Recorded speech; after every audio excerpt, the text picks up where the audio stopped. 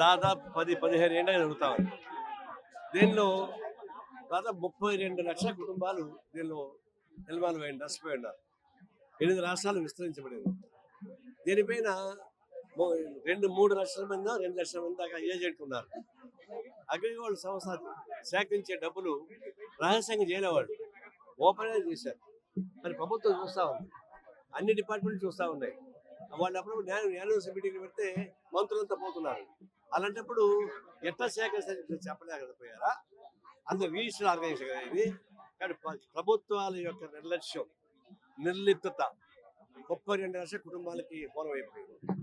ఇప్పుడు వాళ్ళు లీగల్ గాను లీగల్ గానే సంపాదించిన తర్వాత మా దృష్టికి వచ్చిన తర్వాత గతంలో ముఖ్యమంత్రిగా చంద్రబాబు నాయుడు వచ్చినప్పుడు మేము ఒక మాట చెప్పాము, అయ్యా వాళ్ళు ఇవ్వాల్సిన 7,000 కోట్ల రూపాయలు, కానీ దాని ఆస్తులు మొత్తం లెక్కేస్తే 21,000 కోట్ల పైన ఉన్నాయి, ఇంకా ఇప్పుడు పెరుగుంటాయి.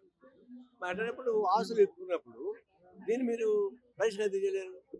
మామూలుగా ఆస్తులు ఎక్కువ ఉండి తక్కువ ఉండి అప్పులు ఎక్కువ ఉంటే అది ఐపీ పెడుతున్నారు. వీళ్ళు ఐపీ కూడా పెట్టడం లేదు కదా, సాధ్యం కాదు కదా. దీని పరిష్కారం ఈజీ అంటే వాళ్ళ ఆర్థిక నిపుణులు ఒకరు పంపించాలి దగ్గరికి. వాళ్ళు చెప్పాము, ఇది చేయండి, కోర్టుల ద్వారా పరిష్కారం కాదు, కోర్టులకు పోనీబాకండి, మీరు ఆస్తుల పైన కంట్రోల్ చేసుకోండి, అంతుల వారికి డబ్బులు తీసుకుంటూ పోండి అంటే ఆయన గడ్డపారు నానబెట్టాడు. గడ్డపారు నానబెడితే ఏమైంది, 5 ఏళ్ళు పూర్తి అయిపోయింది, ఆయన పరిష్కారం చేయలేదు. జగన్మోహన్ రెడ్డి వచ్చాడు, ఆయన పరిష్కారం చేస్తా అన్నాడు, ఆయన చేయలేకపోయాడు. ఇప్పుడు మళ్ళీ ఆయన ముఖ్యమంత్రి అయ్యాడు. ఇప్పుడు నేను చెప్పేదంటే, ఇప్పుడు Amaravati capital self sustained capital, అంటే దాన్ని భూములు అమ్మి దానిలోనే డబ్బులు వస్తే కట్టుకోవడానికి అవకాశం ఉంది. అంటే సెల్ఫ్ జనరేటెడ్ క్యాపిటల్గా అమరావతి మీరు రూపొందించారు కదా. ఇప్పుడు సెల్ఫ్ జనరేటర్గానే ఈ అగ్రిగోల్డ్ ఆస్తులు పెట్టుకొని పరిష్కారం చేయమని కోరుతున్నారు. అది మీరేమో డబ్బులు ఎక్కల్లా, అప్పులు ఎక్కల్లా, వాళ్ళ ఆస్తులే ఉన్నాయి. 2-3 రెట్ల ఆస్తులు ఉన్నాయి, ఇప్పుడు ఇంకా రేట్లు పెరిగి ఉంటాయి. మరి అట్లాంటప్పుడు దాన్ని పరిష్కారం చేయడానికి ప్రాబ్లం ఏంటి? ఆస్తులు ఉండి మీ దగ్గర పవర్ ఉండి బాధితులు చనిపోతా ఉంటే ఇప్పుడు ఒక 1000 మంది దాకా చనిపోయారు. అవన్నీ మీ ప్రభుత్వ హత్యనే కదా. అగ్రిగోల్డ్ బాధితులు ఎవరైతే చనిపోయారో వాళ్ళంతా కూడా ఈ ప్రభుత్వ హత్యగా మేము చూస్తా ఉన్నాం. అది ఇంకా కొనసాగించాలన్నా కొనసాగించకూడదని ఉద్దేశంతోనే ఈ ఆందోళన చేస్తున్నాం. నా ఉద్దేశంలో ఇప్పటికైనా సరే ఒక కమిటీ అంటున్నారు, కోర్టు అంటున్నారు, అవన్నీ అవసరం లేదు. మీరు అవుట్ సైడ్ ది కోర్ట్ పరిష్కారం చేయడానికి కావాల్సిన మంత్రి మెకానిజం ఉంది. అవుట్ సైడ్ ది కోర్ట్ నుంచి దీన్ని పరిష్కారం చేసేటువంటి యంత్రాంగం మందిరం ఉన్న తర్వాత మీరు చేయండి, ఒక జడ్జిని పెట్టండి, 2-3 పెట్టండి, ఎక్కువ మంది కూడా అక్కర్లేదు, పరిష్కారం అవకాశం ఉంది. అన్ని రకాల అవకాశాలు ఉండి అగ్రిగోల్డ్ బాధ్యత కాపాడే అవకాశం ఉండి కూడా ఈ బబుల్ చేయడం అంటే మరి మీరు నిద్రావస్థలో ఉండి వీళ్ళు హత్యలు గురి చేస్తారా? మేము దాన్ని అంగీకరిస్తాం. తక్షణం దాన్ని పరిష్కారం చేయడానికి కావాల్సిన కార్యాచరణ ప్రకటించాల్సిందే. ప్రకటించకపోతే నా ఉద్దేశం అయితే వీళ్ళు ఊరు పోకూడదు, ఇంకా ఏడే వండుకొని తిరిగి పడుకోవాలి. మీరు పరిష్కారం చేయండి, జైలుకని పంపిస్తారు అనేటువంటి ఉద్యమం తీసుకోవడం సాధ్యం కాదు. ఈసారి పరిష్కారం కాకపోతే మాత్రం ఇక్కడికే వచ్చి వంట వారపు చేసుకొని తిని పడుకొని పరిష్కారం చేసేంత వరకు సావో బతుక తెలుసుకోవాల్సిన అవసరం ఏర్పడుతుంది. ఎందుకంటే మా పెద్దవాళ్ళు అంటారంటే 10-15 ఏళ్ళే జరుగుతూ ఉంది. అనేక మంది ప్రభుత్వం చొరవ చూసింది. ఎవరికి వాళ్ళు గిల్టీగా ఏం చేస్తారంటే ఈ ఆస్తులు అంతా కాజాయని ప్రయత్నిస్తున్నారు. ఈ ఆస్తులు కాజాయని ప్రయత్నించేటువంటి దుర్బుద్ధి వల్ల దీన్ని పరిష్కారం చేయకపోతున్నారు. మరి మీరు ఆలోచన చేస్తే మళ్ళీ మీరు ఆస్తుల్ని కొట్టడానికి ప్రయత్నిస్తారా, లేదా బాధితులు కాపాడడానికి ప్రయత్నిస్తారా తెలుసుకోవాలి. అగ్రిగోల్డ్ బాధితుల సమస్యని పరిష్కరించమని చివరి హెచ్చరికగా ఈరోజు కన్నీటి దీక్షలను ప్రారంభిస్తున్నాం. వాస్తవానికి కళాక్షేత్రం నుండి ధర్నా చౌక్ వరకు అగ్రిగోల్డ్ బాధితుల కన్నీటి పాదయాత్రకు పిలిపించాం. పోలీస్ కమిషనరు పాదయాత్రని ఇవ్వలేమండి, దీక్షలు చేసుకోమన్నారు. అందుకు దీన్ని అగ్రిగోల్డ్ బాధితుల కన్నీటి దీక్షలుగా పేరు మార్చాం.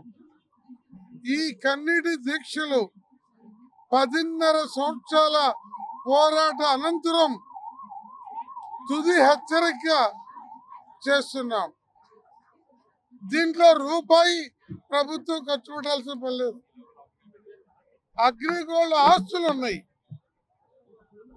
ఆ ఆస్తుల్ని ఇళ్ల స్థలాలుగా, సేద్యపు భూములుగా, చిన్న చిన్న కమతాలుగా బిట్లుగా విభజించండి.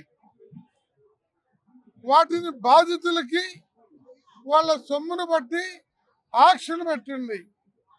అగ్రిగోల్డ్ డిపాజిట్దారులు వాళ్ళకున్న బాండ్ ద్వారా కొనుక్కుంటారు, బయట వాళ్ళు డబ్బు ద్వారా కొనుక్కుంటారు.